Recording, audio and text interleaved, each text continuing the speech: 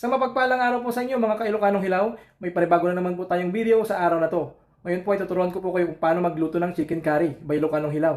Ano pa inaantay nyo? Tara na! Luto na! Yan o, sarap. Magpapa-extra rice na naman ako nito. Kaya hindi ako pumapayat eh. Yan o. Tapos garnishan natin ng coriander. Yan.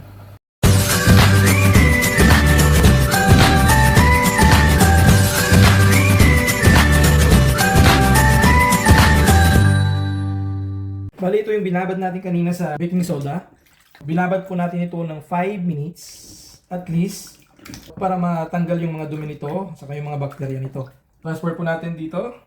Saka hugasan po siya ng kahit 2 o 3 beses para talaga yung mga bakterya, mga dumi nito. Bakit kanyo mayroong green chili? Para ito ay bumango. Kahit sa mga luto ko mayroong ganitong green chili. Sarap din siyang kainin.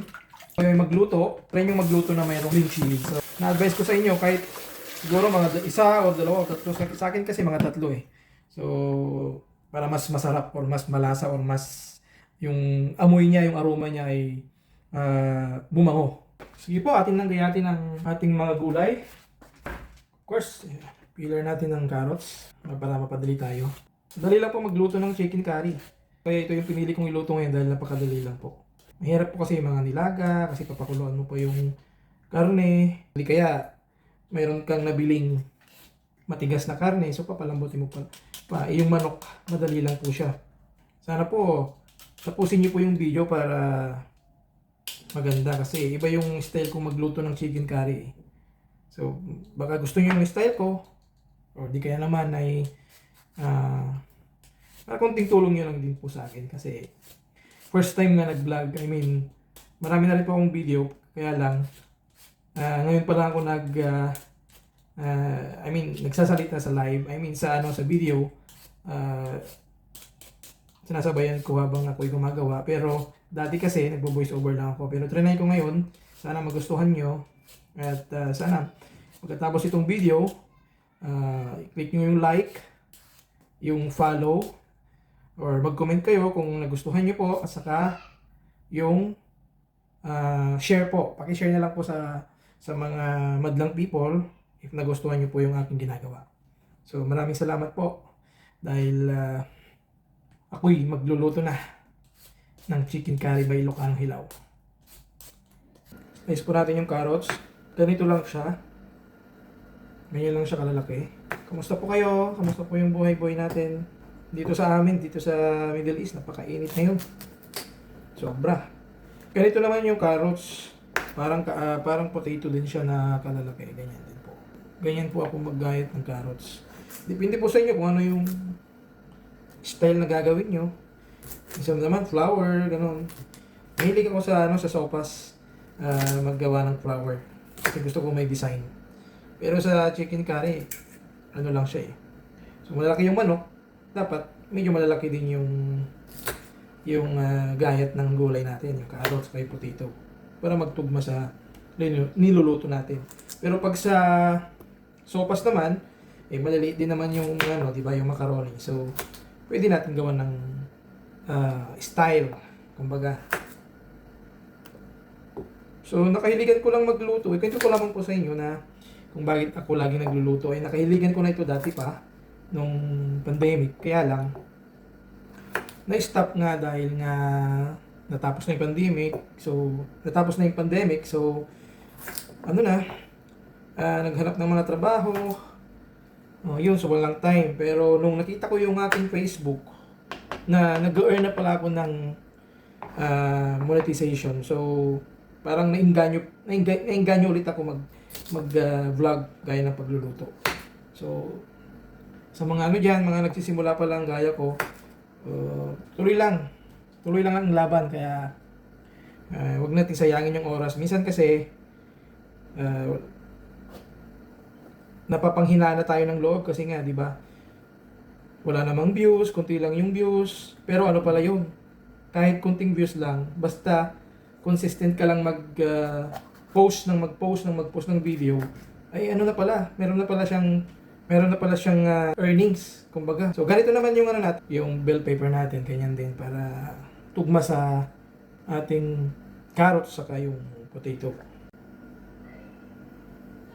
Okay po, susunod po natin na gagawin ay hugasan po natin yung manok. Bili natin dun sa tindahan. I-rinse po natin. Lamasin po natin ng asin. Wala akong iodize, kaya ginamit ko na lang dito ay yung Himalayan. Lamasin po natin yung lansa. Hugasan po natin ng 2 o 3 beses para matanggal yung mga dumi-dumi nito. Alright guys, ang gagamitin po natin doon sa chicken curry natin ay kahit 5 butil ng bawang. Para madali pitpitin natin. Bali, gumagamit po ako ng maraming bawang para bumango siya. And which is ano naman ito, very healthy naman itong bawang na to. Saka itong mga ano natin, mga pangsangkap natin ay ginger, onion, ay napaka healthy. So bali ito po yung ating mga ingredients. Ito yung curry leaves, ito yung green chili, saka yung bell pepper. At ito yung 1 kilong manok,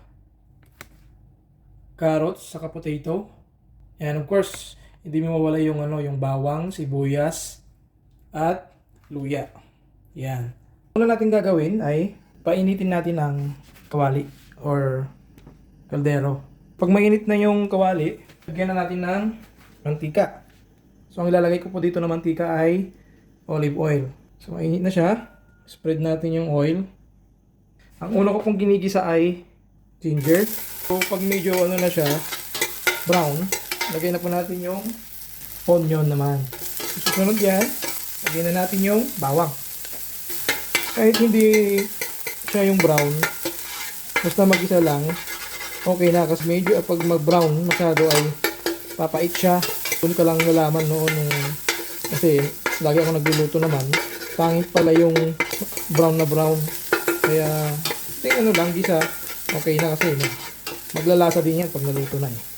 Susunod po na ilalagay ay ang manok. Yung 1 kilong manok. Ayan. Gawin po natin. Magdilakasan natin yung apoy kasi medyo hinanalo kanina dahil baka masunog yung ating bawang. So, kailangan natin pagmantikain yung manok para maging tasty siya. Ayan po. Medyo nagmantika na siya. Lagay na natin ng mga 8 or 7 na cherry leaves. So, igisa natin sa manok para bumango siya. Ayan. Bango.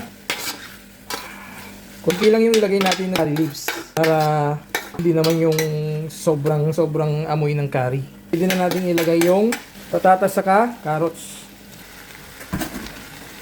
para mag-isa din konti yung carrots natin. Oh, bango!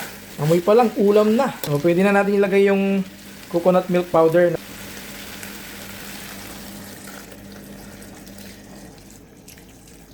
Ilagay na natin yung patis, kahit mga 2, saka chicken cubes.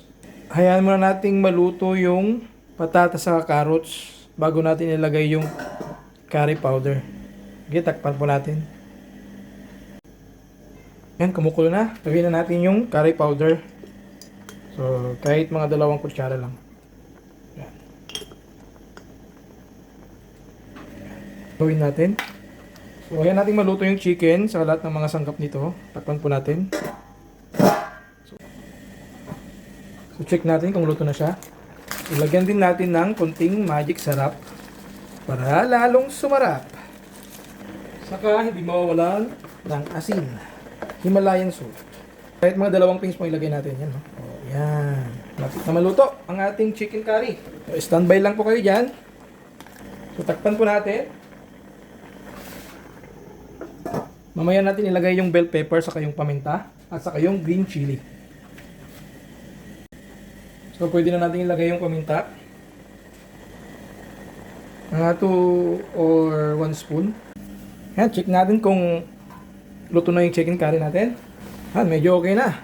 Medyo malapot na siya konti. Yan o. Sarap. Pwede na natin ilagay yung bell pepper saka yung green chili. Yan. Kunting halo lang po. Mawawala yung coriander leaves. Yan ang sikreto ko. Yan o. Sarap. Mangaran, apo. Mangantayon.